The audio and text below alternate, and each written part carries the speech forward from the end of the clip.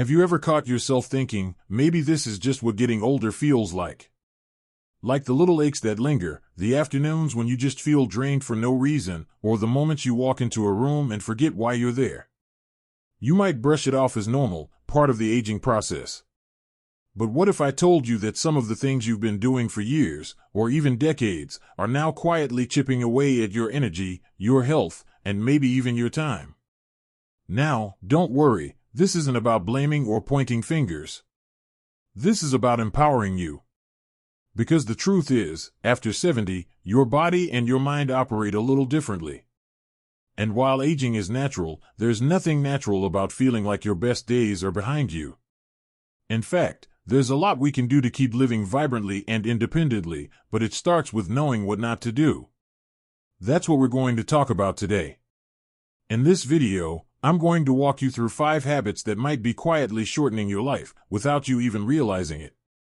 But here's the good news, with just a few small changes, you can take back your energy, protect your health, and add more life to your years. Let's get into it. Let's start with something that sounds harmless, but can be surprisingly dangerous: sitting too much. Now, I know, rest is important. Your joints aren't what they used to be, and sitting feels good, especially after a walk or while watching your favorite show. But the problem starts when sitting becomes the default. Long hours in the recliner, too much TV time, or just avoiding movement altogether can slow down your metabolism, weaken your muscles, and increase your risk of things like blood clots, heart disease, and even dementia. And the worst part? You might not even feel it happening, until one day, getting up off the couch feels harder than it should. But here's the beautiful part, you don't need to run a marathon to fix it. Just stand up and stretch every 30 to 60 minutes. Walk around your home during commercial breaks.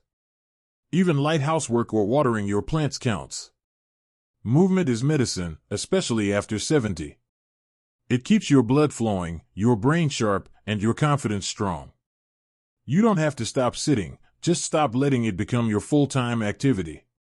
And speaking of what we put into our bodies and routines, let's talk about another silent saboteur: skipping meals. Now, you might not feel as hungry as you used to. That's common. But skipping meals, especially breakfast, can throw your entire system off balance. Without regular nourishment, your blood sugar dips, your energy plummets, and your mood might crash right along with it. Over time, it can even weaken your immune system and slow down healing. And if you're on medications? Skipping meals can affect how they work, or even make you feel dizzy or nauseated. You don't need big meals. What you do need is steady fuel. A bowl of oatmeal with some fruit in the morning. A hard-boiled egg and a slice of whole grain toast. A small bowl of soup or a handful of nuts in the afternoon. These little things add up. They tell your body, I'm taking care of you. And that message, sent day after day, helps you feel more stable, more energetic, and more in control. Now that we've touched on how small daily choices can quietly make or break our health, it's time to look deeper at something else that might be stealing your strength without making a sound. And that something else is bottling up stress. It's one of those things we don't often talk about, especially in our generation. We were raised to keep it together, to put on a brave face, and to just get on with things. But carrying stress silently, especially for years, wears the body down in ways you might not even see until it shows up as high blood pressure, heart trouble, poor sleep, or constant fatigue. Stress doesn't always look like a big meltdown. Sometimes it's a quiet tension in your shoulders. Or that heavy sigh before you get out of bed. Or the way your mind runs in circles when you try to fall asleep. And while you may have dealt with bigger challenges in your life, your body now doesn't bounce back the way it used to. After 70, stress sticks around longer. It does more damage. That's why it's more important than ever to find ways to let it out, safely, gently, and regularly. You don't have to see a therapist, though you certainly can if it helps. But even simple things, like talking to a trusted friend, writing in a journal, taking a walk in nature, or just spending 10 minutes each morning in silence, breathing deeply, can work wonders.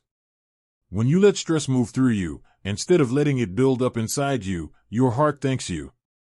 your immune system thanks you.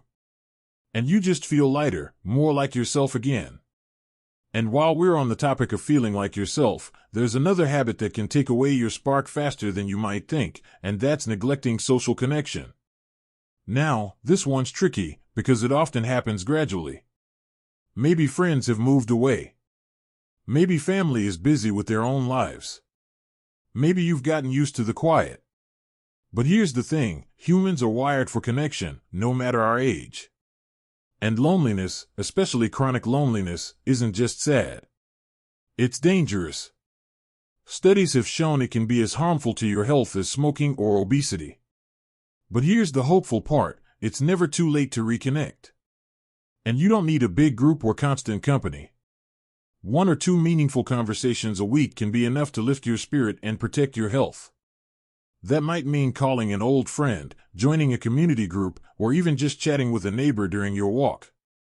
If you're online, there are book clubs and hobby groups you can join from home. And if you're not sure where to start, just start by reaching out. Most people are more eager to connect than they let on. Now, you might be thinking, I've made it this far doing things my way. And that's fair. You've earned the right to live life on your terms. But imagine what's still possible when you give your body, your mind, and your heart what they truly need, even in small ways. It's not about changing who you are. It's about giving yourself every chance to keep thriving, to keep showing up strong for the life that's still ahead of you. Let's take that energy and look at one more habit that often gets overlooked, but might be holding you back far more than you realize. And that habit is ignoring sleep problems. Now, sleep might feel different than it did when you were younger, and that's normal. You might not sleep as deeply, or you might wake up more often during the night. But what isn't normal is accepting poor sleep as something you just have to live with. Because here's the truth, chronic sleep issues can slowly wear down your immune system, affect your memory, increase your risk of falls, and even lead to depression. And sometimes, sleep problems are actually signs of something deeper going on, like sleep apnea, restless leg syndrome, or even certain medications interfering with your body's rhythm. The trouble is, many folks over 70 don't bring it up. Maybe they think, I'm just getting older, or, there's no fixing it now.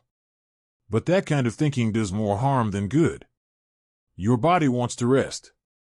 It needs that time to repair, to recharge, to protect your brain and your heart. And when sleep improves, everything else does too, your mood, your energy, even how clearly you think during the day. Start with small things. Create a relaxing bedtime routine. Dim the lights an hour before bed. Avoid caffeine after lunch. And if you're lying awake most nights, don't brush it off, talk to your doctor. There may be an easy fix, a small change in your medication, or even a breathing device that could change everything. Don't let poor sleep steal your days. You deserve peaceful nights, no matter your age. Now, if you've been nodding along thinking, this sounds like me, please know, you're not alone. And it's never too late to make changes. You don't have to overhaul your entire life or become a new person overnight. All it takes is recognizing where you might be getting in your own way and taking one small step toward better. So let's just take a moment to breathe. You've lived a lot of life. You've overcome things most people couldn't imagine. And that strength? It's still there. But now is the time to use it differently, more gently, more wisely. To choose habits that support you instead of drain you. To say yes to connection, to movement, to nourishing your body, and to giving yourself real rest. Think of it this way, this stage of life isn't about slowing down, it's about refining how you move through the world.